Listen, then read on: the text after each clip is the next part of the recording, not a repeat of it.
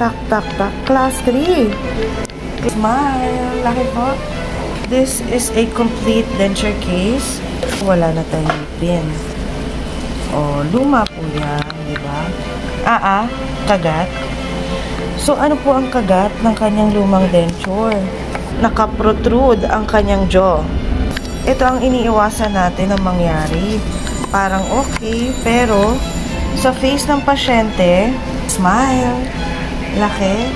Pangit yung bite ko eh. Wala na, kailangan palitan talaga. So, palitan.